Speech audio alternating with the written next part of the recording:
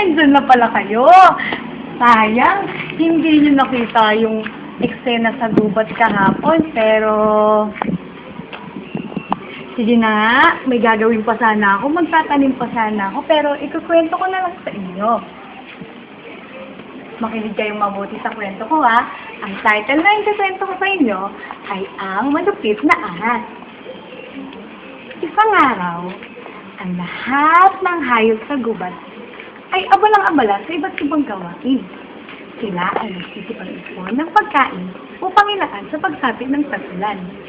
Pero, may isang hayop na panatag ang kalooban at natutulog lamang. Siya ay walang iba, kundi si ahas. Marami tuloy ang kanyang mga kasamahan ang nagtataka kung matindi siya nag-aalala sa pagsapit ng tag-ulan. Kaya, inusisa siya ng kanyang kaibigan, si Kuneho. Kaibigang ahas, bakit sa halip na pag-ipon ng pagkain ay pagtulog ang iyong inaatubag? Salita ni Kuneho na kanta. At anong gusto mong gusto? Ang magpakahirap pagkain ang ginagawa ninyo? Hindi ko na yung kailangan. Dahil, pagkatapos ng tag-ulan, ay maraming pagkain sa akin ay nakalaan. Ang sabi ni ahas, at saka nagpalit sa kanyang pagtulog. Kinabukasan, ay nadaanan uli siya na kanyang kaibigang si Pagong na mahimbing na natutulog. Kaya, hindi nito matiis na siya ay tanungin.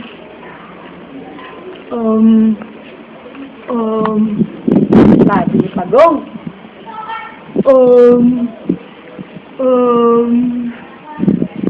Pabiging kaibigang ahas, pero kailangan mo ng kumilos dahil malapit nang pumatak ang ulan. Ang paalala ni Pagong sa kanya. At sino ka upang ako'y paalalahanan? Kung yan lang ang iyong sasabihin, ay sayang lang ang iyong laway. Naaabala mo lamang ang aking pagtulog. Ang galit na sambit ni ahas. Hindi nagtagal, si Pagong ay umalis na bumubod-bubod. Siya na lang nga ang inaalala ay siya pa ang galit. Ang sabi ni Pagong sa kanyang sarili. Muli ay nadaanan si Pagong, ay nadaanan si ahas nito at pinaalalahanan din siya nito. Tuko, kaibigang ahas, kailangan mo nang magsipon ng pagkain dahil malapit nang dumating ang ulan. Baka ikaw ay magutom. Ang paalala naman ni Tuko. Tigilan na ninyo ako! Nakukulili na ako sa inyo. Anong palagay niyo sa akin? Tanga? Alam kong malapit na ang tag-ulan, pero maraming pagkain ang sa akin ay nakalaan. Ang galit na tugon ni ahas. Simula noon ay wala nang nagtangkang magpaalala sa kanya. Dahil imbis na ito'y magpasalamat, ay nagagalit pa ito sa kanya. Hindi nagtagal, ay sumapit ang tag-ulan. Ang lahat ng hayop sa gubat ay panatag na panatag ang kalooban, maliban lamang kay ahas. Sila atang tama sila. Ako'y nagugutom na, pero hindi ako dapat lumabas dahil baka tangayin ako ng baha. Ang sabi ni ahas sa kanyang sarili. Hindi na niya natiis ang kanyang gutom. Kung kaya, naisipan niyang nakawin na lamang ang pagkain ng mga kasamahan. Isang hating gabi, kung saan mahina ang ulan, ay nagtungo siya sa taguan ng pagkain ni Kuneho.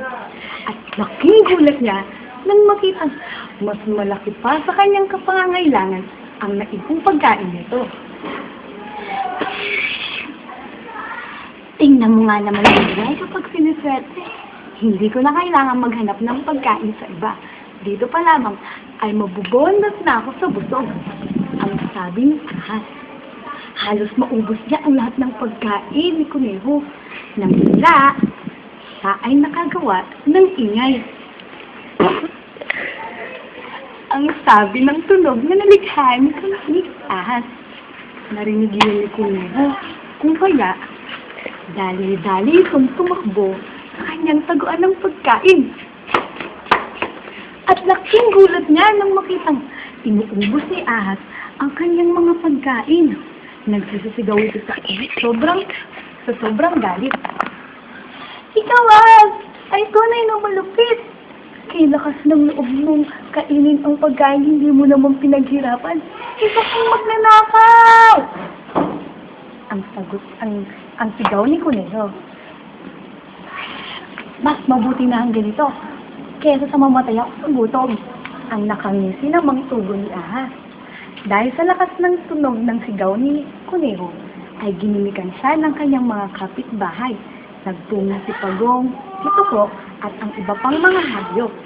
Pinagtulong-tulungan nila si ahas hanggang sa ito ay maitaboy. Ngunit, bago ito tuluyang umalis, ay humingi ito ng paumanhin sa kanila. Patawarin mo ninyo ako. Hindi ko sana ako nagkaganito kung nakinig lamang ako sa inyong mga paalala. Hindi ko sana sinakit ang sakit ng mga parusa ninyo. Ang sabi ni ahas. Magmula noon ay hindi na nagbalik si ahas dahil sa masamang ginawa at sa kanyang mga natamo. Si Kuneho naman ay nagpasalamat sa kanyang mga kaibigan, lalong-lalo na kina Tuko at kina Pagong. Oh, may natutunan ba kayong aral? Opo! Okay, sige. Mabuti naman kung gano'n. Ang aral, maging maagap sa ating mga pangangailangan, mag-ipon hanggat maaga dahil upang